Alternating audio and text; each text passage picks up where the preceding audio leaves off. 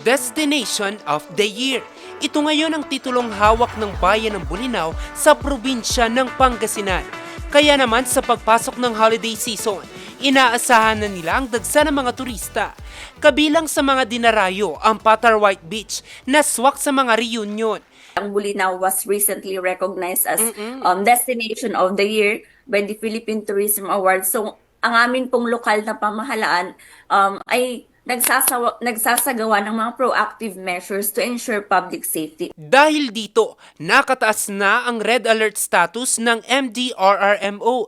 Ibig sabihin, nakaalerto ang lahat ng miyembro ng Incident Command Team ngayong holiday season. I-ensure po na lahat po ng opisina ay coordinated and may collaboration po. Sa amin pong opisina, lahat po ng personnel ay naka-deploy or naka-red alert on that day po, and this week din po start na din po kami. Ang paalala natin sa ating mga kababayan ay sumunod po sa mga patakaran ng nasa otoridad, and of course, syempre hindi mawawala ang happy-happy, pero kailangan maging responsible din po tayong mga residente ng bayan ng Bolinao. Nag-abiso naman ang Pangasinan Police Provincial Office na bibigat ang daloy ng trapiko sa mga kalsada sa Western Pangasinan. Bukod kasi sa Bolinao, dinarayo rin ang lungsod ng Alaminos, partikular na ang 100 Island. So we have security plan along roads.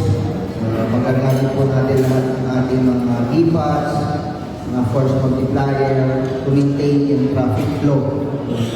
So, kaakibat po natin mga public order na kanya-kanyang isipin.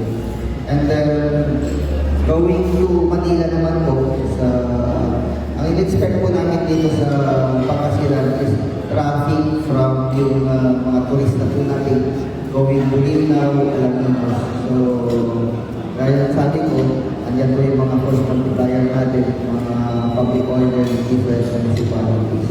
And lagi po namin pinapalalahan po yung mga pumapasok sa Pangasinan na magbaon po sila ng pasensya.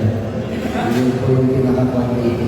Experience po talaga natin sa road condition po natin is 2 lanes lang po yung papuntang Alaminos, Bolinao, site po natin yan. So, yun po yung pinaka-part is magbaon po ng pasensya ng lahat.